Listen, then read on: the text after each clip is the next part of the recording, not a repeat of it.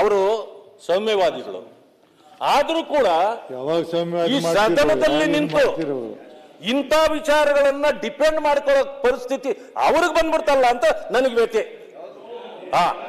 ಅದನ್ನ ನಾನು ಹೇಳಲಿಕ್ಕೆ ಹೊರಟಿದ್ದೆ.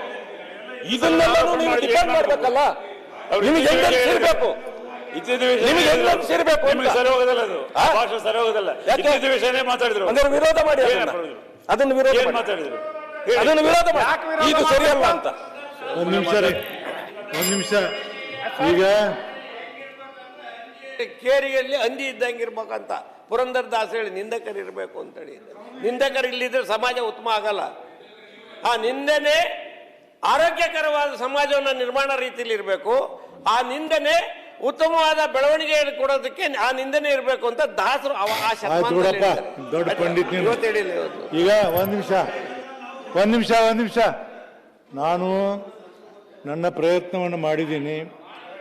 ಗೋಲ್ಗಡ ಸುಮ್ ಕುತ್ಕೋತೀನಿ ನೀನು, ಅವ ಹೇಳಿ ನೀನು ಮಾಡಿ ಸುಮ್ ಕುತ್ಕೋ ಬಾಯಿ ಮುಚ್ಕೊಂಡು. ಈಗ ನಾನು ಹೇಳಿದೆ, ಅವರು ನನ್ನ ಮಾತನ್ನು ನಡೆಸಿ ವಿಷಾದವನ್ನು ವ್ಯಕ್ತಪಡಿಸಿದರು. ಯಾವುದೋ ಒಂದು ಮಾತಿನಲ್ಲಿ ಬಂದಾಗ ನೀವು ಇವರು ರವಿ ಮಾತಾಡಿದಂಥವ್ರು ನೀವು ಹುಡುಕೊಡಿ ಅಂದ್ರೆ ನಾನೇನು ಪೊಲೀಸ್ನೂ ಅಲ್ಲ ಮತ್ತೇನೂ ಅಲ್ಲ, ಹುಡುಕೊಡಕ್ಕೆ ಬರೋದಿಲ್ಲ. ಅವ್ರು ಏನು ಮಾತಾಡ್ಯಾರ ಅನ್ನೋದು ನನಗೆ ಅರ್ಥ ಆಗಿದೆ.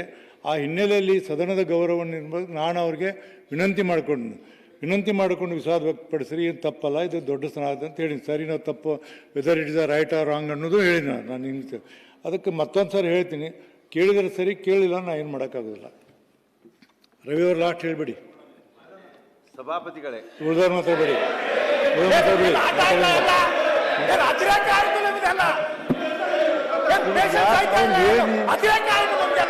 ನಾ ಹೇಳಿದ್ ನಾ ಮಾತಾಡಕ್ ಕೊಟ್ಟಿಲ್ಲ.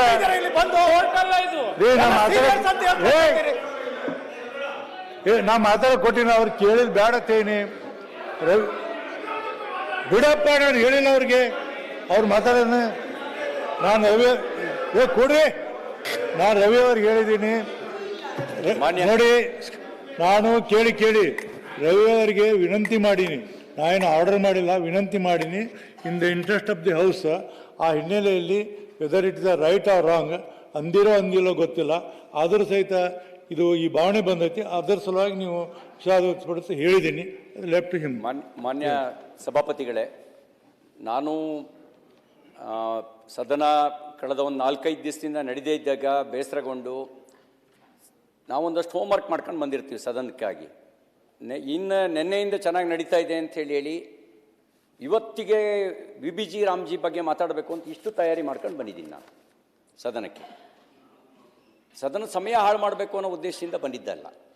ನಾನು ಮುಂಚೆನೂ ಹೇಳಿದ್ದೀನಿ, ನನಗೆ ಯಾವಾಗಲೂ ನೋಡಿ, ತಪ್ಪು ಮಾಡಿದರೆ ಒಪ್ಕೊಳ್ಳೋದು ನನಗೇನು ಕಷ್ಟದ ಕೆಲಸ ಅಲ್ಲ. ತಪ್ಪು ಮಾಡದೇ ಇರೋನು ಯಾರೂ ಇಲ್ಲ. ನಾನು ಏನು ತಪ್ಪು ಮಾಡಿದ್ದೀನಿ ಅಂತ ಸದನ ಪರಿಭಾವಿಸಿದೆ ಅಂತ ನನಗೆ ಹೇಳಿದರೆ ಆ ತಪ್ಪಿಗೆ ನಾನು ಕ್ಷಮೆ ಯಾಚನೆ ಮಾಡ್ಬೋದು.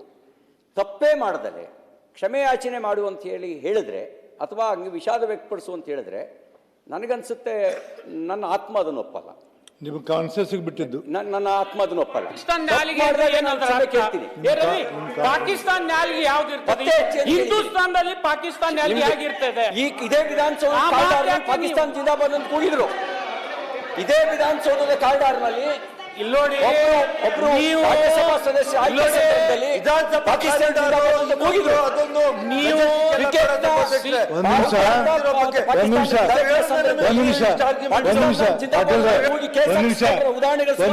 ನೋಡಿ. ಒಂದ್ ನಿಮಿಷ ತಡಿಯಮ್ಮ. ಒಬ್ಬ ಸದಸ್ಯರಾಗಿ ಈ ಸದನದಲ್ಲಿ ಯಾವ ಪದವನ್ನ ಬಳಸ್ತೇವೆ ಅಂತಕ್ಕಂಥದ್ದು ಆ ವ್ಯಕ್ತಿ ಅಥವಾ ಸದಸ್ಯನ ಜವಾಬ್ದಾರಿ ಆಗತ್ತೆ. ಅವರ ಚೌಕಟ್ಟಿನಲ್ಲೇ ಅವರ ಪದಕ್ಕೆ ಏನು ಅರ್ಥ ಅನ್ನೋದು ಅವರೇ ಹೇಳಬೇಕಾದ್ರೆ ಹೊರತು ಪೀಠ ಅಲ್ಲ ಅಂತ ನನ್ನ ಭಾವನೆ. ಈಗ ನಾನು ಹೇಳ್ತೀನಿ, ಪಾಕಿಸ್ತಾನ ಅನ್ನುವಂಥ ಅವಶ್ಯಕತೆ ಈ ಸದನದಲ್ಲಿ ಇಲ್ಲ. ಅದು ಬಂದಾಗ ಏನೈತೆ, ಸೂಕ್ಷ್ಮವಾಗಿ ಅದರ ನಾನು ಗ್ರಹಣವನ್ನು ಮಾಡಿದಾಗ ಸೂಕ್ಷ್ಮವಾಗಿ ನನ್ನ ಮನಸ್ಸಿಗೆ ಏನು ತಿಳಿದಿದ್ದು ಅದನ್ನು ಹೇಳಿದ್ದೀನಿ. ಆ ದೃಷ್ಟಿಯಲ್ಲಿ ನಾನು ಏನು ಹೇಳಿದೆ ಅಂದರೆ, ಈ ಸದನ ಸರಿ ನಡಿಬೇಕು ಅನ್ನೋಂಥ ತಮಗೆ ಹೇಳಿನಿ. It is left your conscious. ನಿಮ್ಗೆ ಹೇಳಿರಿ ಸದನ ನಡಿಬೇಕು ಅನ್ನೋದು ಉದ್ದೇಶದಿಂದ ನಾನು ಹೇಳಿನಿ. ಮತ್ತು ನಿಮ್ಮ ಮಾತಿನ ಅರ್ಥದ ಮೇಲೆ ಸೂಕ್ಷ್ಮವಾಗಿ ನನಗಣಿಸಿದ ನಾನು ಹೇಳಿದ್ದೀನಿ. ನನಗಣಿಸಿದ ತಪ್ಪು ಅಂತ ನೀವು ಭಾವನೆ ಮಾಡಿದರೆ ನಿಮ್ಮ ಅರ್ಜಿ. ಬಟ್ ಇದರಿಂದ ಒಳ್ಳೆಯದಾಗಲಿ, ಸದನ ನಡೀಲಿ ಅನ್ನುವಂಥ ದೃಷ್ಟಿಯಿಂದ ಹೇಳಿ ತಮಗೇನು ಹೇಳಿದ್ದೀನಿ. It is left your conscious, ಮತ್ತೇನಿಲ್ಲ. ಸರಿ, ಸದನವನ್ನು 3 ಗಂಟೆ ಮುಂದೂಡಲಾಗಿದೆ. ಹೆಚ್ಚಿನ ವಿಡಿಯೋಗಳಿಗೆ ಪ್ರತಿಧ್ವನಿ ಯೂಟ್ಯೂಬ್ ಚಾನೆಲ್ ಸಬ್ಸ್ಕ್ರೈಬ್ ಮಾಡಿ, ಬೆಲ್ ಐಕಾನ್ ಕ್ಲಿಕ್ ಮಾಡಿ.